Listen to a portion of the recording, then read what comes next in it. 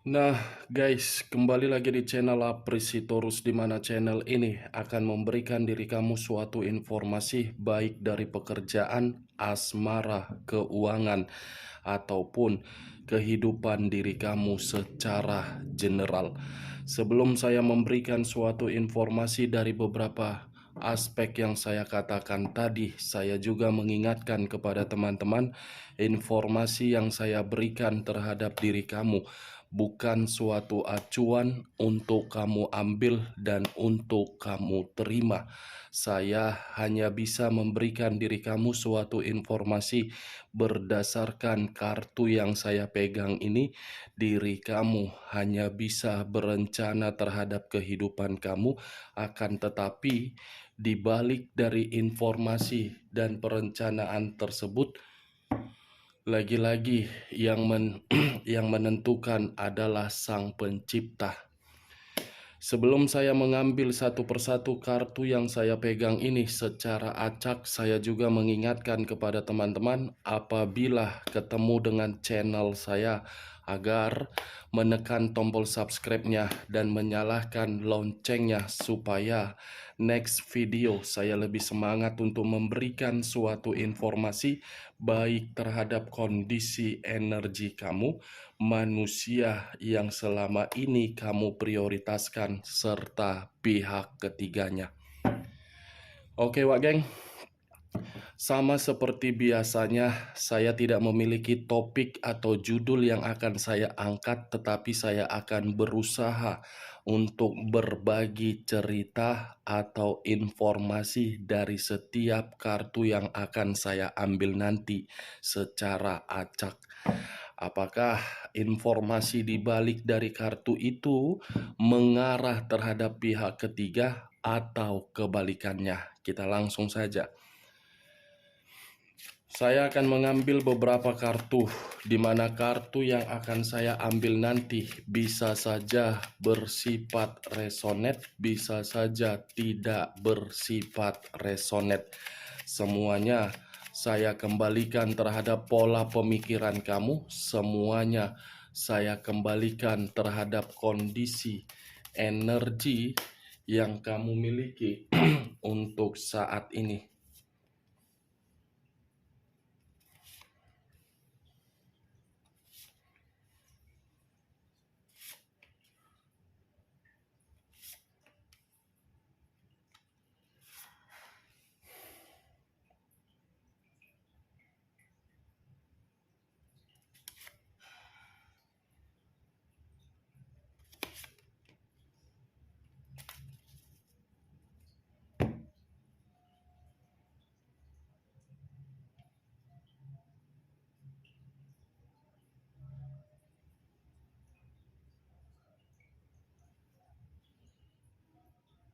Nah, guys, di depan saya ini sudah ada beberapa kartu yang sudah saya ambil secara acak satu persatu dari tumpukan kartu yang saya pegang tadi.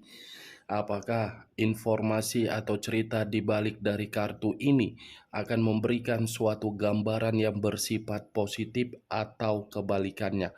Kita langsung terhadap kartu pertama. Muncul kartu ini. Sekali lagi saya mengatakan muncul kartu yang saya pegang ini, di mana kemunculan kartu yang saya pegang ini seperti memberikan suatu isyarat atau berbicara terhadap kondisi satu energi, yang dimana kondisi energi tersebut untuk saat ini saya melihat dan saya merasakan sepertinya ada satu bentuk pergerakan, tetapi bentuk pergerakan ini lebih mendominasi terhadap kondisi pemikiran dan kondisi batin. Kenapa saya mengatakan lebih mendominasi terhadap kedua aspek tersebut? Karena bagi saya, satu energi itu benar-benar sangat memikirkan situasi kecemasan. Ada suatu kecemasan yang dipikirkan, tetapi kecemasan ini bukan untuk dilepaskan, tetapi malah masih berada di dalam kondisi tersebut. Bukan hanya kecemasan, sepertinya satu energi itu pun merasa sangat ketakutan, di mana rasa ketakutan itu berpikiran untuk mengambil satu keputusan yang dimana keputusan ini apakah untuk kedepannya sesuai dengan ekspektasi atau tidak sesuai dengan ekspektasi. Kalau saya mencoba mengarahkan kartu yang saya pegang ini terhadap posisi energi manusia atau pihak lain, serta mengesampingkan satu energi yang saya katakan tadi, kartu yang saya pegang ini seperti membuktikan yang dimana kondisi pihak lain benar-benar sangat melelahkan secara fisik dan psikis. Apa yang barusan saya katakan bisa saja mengarah terhadap posisi energi kamu, dan apa yang barusan saya katakan bisa saja mengarah terhadap manusia tersebut. Akan tetapi, sebelum saya memberikan suatu informasi terhadap kartu yang saya pegang ini, terlebih dahulu saya akan mengarah terhadap diri kamu sebelum saya mengarah terhadap manusia tersebut. Sebelum saya mengarah terhadap manusia itu, terlebih dahulu saya akan mengarah terhadap diri kamu. Di mana ketika diri saya mengarah terhadap posisi energi kamu, baik secara pemikiran, perasaan, ataupun kondisi batin kamu, sepertinya sangat kuat untuk saat ini yang saya rasakan. Kondisi diri kamu itu sangat melelahkan, seperti membutuhkan sesuatu hal agar sesuatu hal itu memberikan diri kamu suatu ketenangan, seperti mengharapkan orang lain hadir, yang dimana kehadiran orang lain untuk memberikan diri kamu suatu motivasi atau suatu gairah untuk bergerak ke depan. Kartu pertama yang saya pegang ini terdiri dari 4 pedang, yang dimana 4 pedang ini secara tidak langsung membuat diri kamu sangat sulit untuk bergerak, tetapi mengharuskan diri kamu memikirkan yang seharusnya tidak kamu pikirkan. Mungkin perkataan yang barusan saya katakan tadi, kamu lebih memahami dan kamu lebih tahu apa tujuan dari perkataan saya tersebut. Itu yang saya lihat, Wak. Sebenarnya, tanpa kamu mencari suatu pencerahan atau tanpa kehadiran seseorang yang bisa membuat diri kamu motivasi, seharusnya hal itu kamu ciptakan dulu di dalam diri kamu sendiri. Kalau kamu bisa menciptakan sesuatu hal di dalam diri kamu sendiri, misalnya meluangkan waktu untuk beraktivitas, mencari kehidupan yang sehat, seperti berolahraga, yoga, meditasi, secara tidak langsung, kelelahan yang kamu rasakan, kecemasan yang kamu rasakan, ketakutan yang kamu rasakan, itu tidak lagi kamu terima. Itu dia, Wak. Makanya saya selalu mengatakan, kalau pemikiran kamu benar-benar sudah bersifat positif, pasti pikiran positif itu membawa energi-energi positif. Kalau pemikiran kamu tidak berpikiran secara positif tetapi berpikiran secara negatif, saya rasa itu akan membuang energi yang seharusnya memberikan diri kamu suatu keberuntungan, keberuntungan itu tidak akan kamu dapatkan. Saya mengakui komitmen kamu itu yang membuat pemikiran kamu sangat melelahkan. Komitmen kamu itu yang membuat pemikiran kamu tidak tenang. Tetapi usahakan komitmen itu kamu lepaskan karena komitmen kamu sudah menyiksa diri kamu.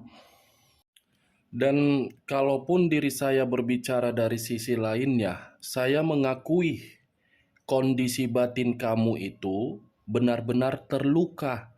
Tetapi dari kondisi luka yang ada di batin kamu itu, solusinya cuma satu, pemikiran kamu. Itu saja, Wageng. Kalau saya berbicara dari sisi lainnya, saya hanya bisa mengharapkan diri kamu, ayo mulai untuk bergerak, ayo mulai tidak untuk merenungi kesedihan kamu di dalam komitmen kamu. Anggap orang yang kamu perjuangkan itu orang yang benar-benar tidak mengerti apa arti dari komitmen. Anggap orang yang kamu perjuangkan itu seseorang yang masih memiliki otak yang lari setengah ampere. Kalau otaknya waras, dia tidak akan mungkin membuat situasi kamu ditinggalkan dan menyiksa diri kamu.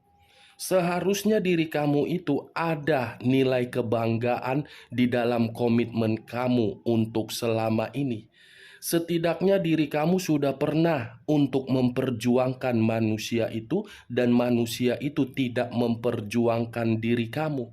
Dan setidaknya logika kamu bermain untuk memberikan diri kamu suatu pemikiran yang waras bahwasannya manusia itu tidak layak untuk dipertahankan. Siapa tahu atas pemikiran kamu sudah berpikiran secara positif, pergerakan dari alam semesta bisa menggantikan situasi komitmen yang baru. Kita tidak tahu bagaimana permainan Sang Pencipta untuk mengatur perputaran waktu yang kita jalani.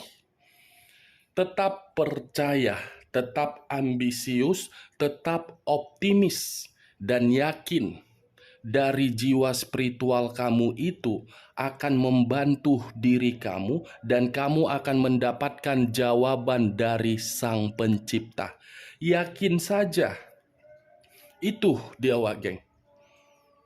Kalau saya berbicara dari sisi lainnya dan mengarahkan kartu yang saya pegang ini terhadap posisi energi manusia yang selama ini kamu prioritaskan tetapi pergi meninggalkan diri kamu, kepergian dia bukan membuat diri dia menerima kebahagiaan, tetapi mendapatkan berbagai konflik, yang dimana konflik ini bisa saja dengan kedatangan pihak ketiga, yang dimana pihak ketiga membuat diri dia merasa digrogoti, merasa seperti dikuras, merasa seperti dikendalikan.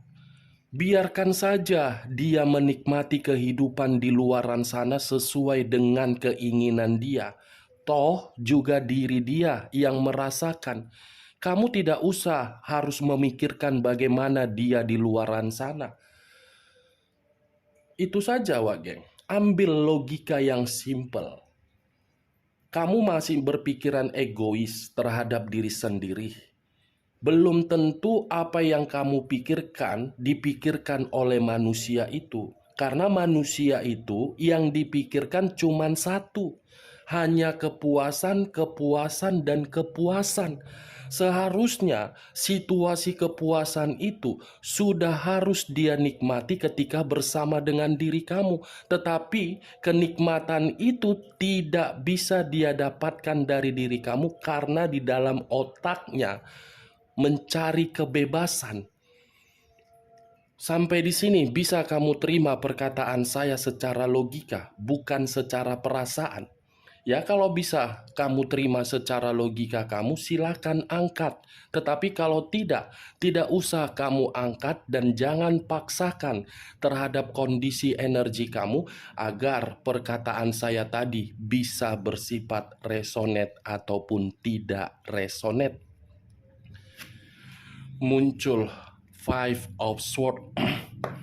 Kartu kedua terdiri dari 5 pedang. Kalau saya mencoba untuk mengambil satu pedang dari kelima pedang tersebut, kalau kamu tidak keluar dari kondisi pemikiran kamu yang melelahkan, kamu yang akan mendapatkan kemalangan. Kamu yang akan terjebak di dalam kondisi yang penuh dengan kegelisahan. Tidak mau kan? Ayo keluar. Ayo keluar. Di depan mata kamu masih ada kehidupan yang penuh dengan keceriaan. Jangan tolak keceriaan itu akibat dari tindakan manusia yang tidak memiliki otak yang waras tersebut. Kalau saya mengarahkan munculnya kartu 5 pedang ini terhadap posisi energi manusia tersebut, saya rasa saya mengategorikan manusia itu untuk saat ini tidak diperdulikan oleh berbagai orang yang dahulu dihormati, yang dahulu disegani untuk saat ini. Jangankan untuk berkata, melihat wajah ini orang, semua orang di luaran sana menceritakan ini manusia. Seperti menggibah, seperti orang lain di luaran sana menganggap ini manusia seperti manusia yang penuh dengan kehinaan. Itu Dewa Geng, kamu bisa melihat sendiri bagaimana posisi gambar di dalam kartu yang saya angkat ini. Ini dia.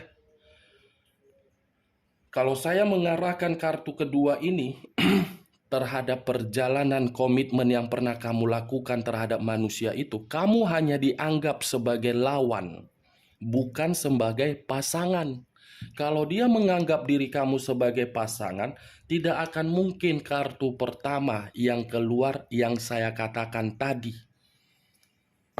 Pasti secara otomatis kamu dianggap sebagai lawan, ditinggalkan setelah mencari keuntungan dari diri kamu. Benar atau tidak perkataan saya? Itu dia. Kita lihat kartu berikutnya. Muncul kartu 10 tongkat.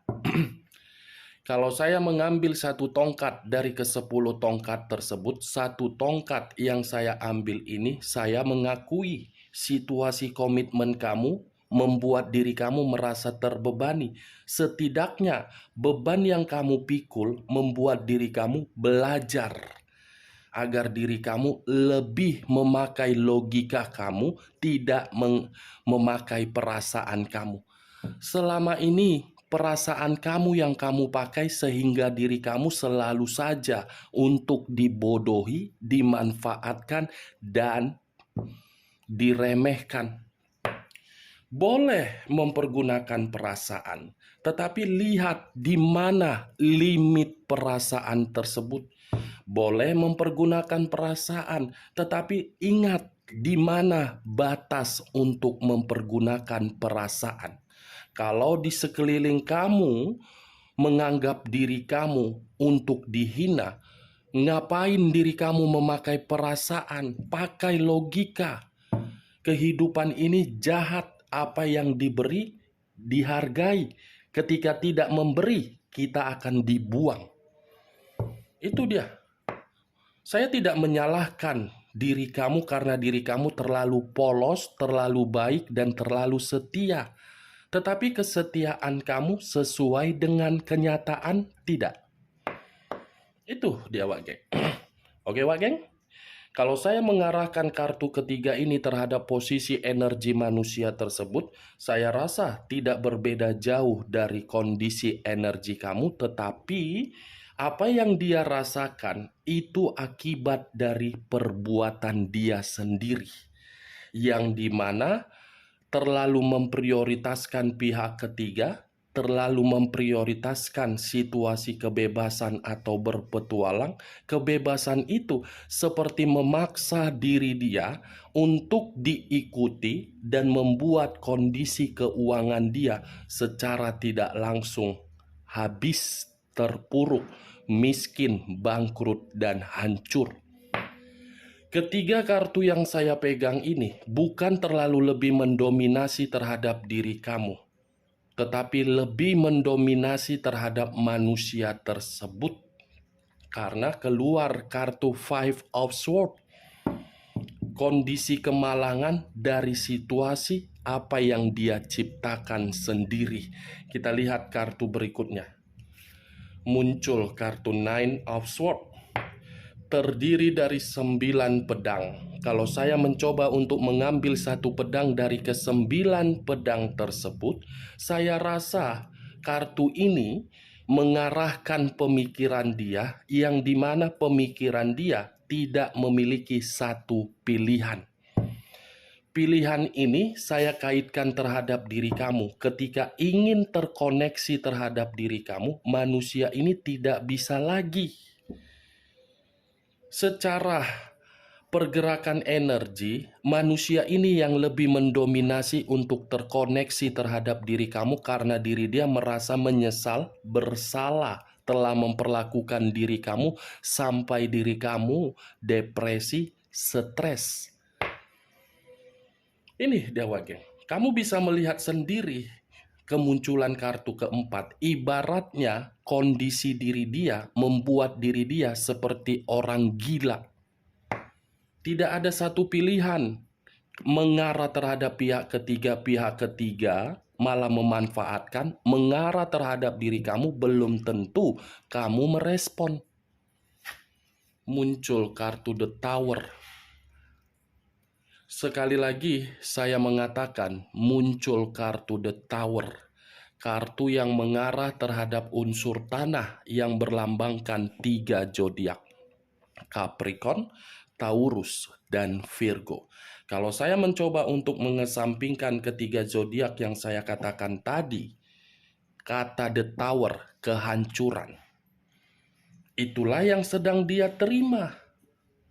Tidak pernah sejarahnya kalau melakukan yang namanya perselingkuhan, ujung-ujungnya bahagia. Tidak. Pasti akan ada salah satu pihak yang akan hancur dan pasti akan ada salah satu pihak yang merasa tersiksa. Namanya perselingkuhan, awalnya saja yang manis karena berbicara dari kondisi keuangan, bukan perasaan. Sampai di sini bisa kamu terima secara logika kamu, Wagen? The Tower, kehancuran, penyesalan, kemalangan, beban, melelahkan. Kita lihat kartu berikutnya. Muncul kartu The Fool. Kata The Fool memiliki banyak arti, tetapi saya akan mengambil 2 arti saja, karena 2 arti yang akan saya ambil ini ada kaitannya dengan kemunculan kartu 4 pedang. Dia menerima resiko atau kondisi yang membuat pemikiran dia melelahkan itu karena kebodohan dia. Kebodohan dia yang memanipulatif kamu. Dia menerima resiko dari situasi yang sedang dia rasakan, yang dimana manusia ini selalu berkomunikasi terhadap diri kamu karena diri dia yang memulai suatu bentuk kebebasan. Itu dia, bodoh meninggalkan diri kamu. Sudah jelas-jelas diri kamu yang merawat, kamu yang memberikan kebahagiaan, tetapi karena kulit 15 menit setelah itu selesai, meninggalkan diri kamu dan meninggalkan kebahagiaan. Kulit ketemu kulit tidak akan pernah merasa puas, kecuali otak yang akan mengarahkan untuk mendapatkan suatu tobat. Itu dia, Wak Geng. Kita lihat kartu berikutnya. Muncul kartu 2 pedang. terdiri dari dua pedang. Kalau saya mencoba untuk mengambil satu pedang dari kedua pedang tersebut, satu pedang dari kedua pedang itu ada kaitannya dengan kartu The Fool. Kenapa saya mengatakan ada kaitannya? Kebodohan dia membuat diri dia hidup penuh dengan kebuntuan. Resiko dia membuat batin dia seperti orang yang berputus asa, mencari berbagai cara agar bisa terkoneksi terhadap diri kamu. Itu dia, Wak Geng. Untung muncul kartu The Fool. Situasi resiko dari sesuatu hal yang bersifat skandal. Muncul kartu Justice. Unsur udara berlambangkan 3 zodiak: Aquarius, Gemini, dan Libra. Kalau saya mencoba untuk mengesampingkan ketiga zodiak yang saya katakan tadi, justice, karma, justice, keadilan, justice, hukum tabur tuai. Bukan hanya itu saja yang sedang dia nikmati, tetapi di sisi lain, manusia ini seperti dianggap sebelah mata. Kalau saya memutarbalikkan perkataan saya, yang dimana ketika diri saya memutarbalikkan perkataan saya ini, kalau memang diri kamu belum melihat manusia itu mendapatkan suatu hukuman dari perbuatan dia dalam waktu dekat, jadi diri kamu tidak usah harus menuntut kapan karma itu akan berjalan. Itu bukan tanggung jawab kamu. Tanggung jawab kamu itu bagaimana kondisi pemikiran kamu agar sehat. Bukan urusan kamu untuk menyampaikan berbagai pesan yang bersifat negatif. Biar pergerakan alam atau pergerakan Sang Pencipta yang akan memberikan suatu peringatan terhadap diri kamu. Apa yang dibuat pasti akan diterima kembali dari perbuatan tersebut. Jadi diri kamu nikmati kehidupan kamu seperti air mengalir dengan santai, enjoy, dan lakukan kehidupan yang sehat karena itu demi mental kamu, bukan demi orang lain, demi diri kamu sendiri. Kamu yang menentukan kapan kamu bahagia dan kamu yang menentukan kapan kamu terpuruk. Oke, Wageng, hanya itu yang bisa saya berikan informasinya terhadap diri kamu. Sekian dulu informasinya. Salam kartu tarot, salam zodiak.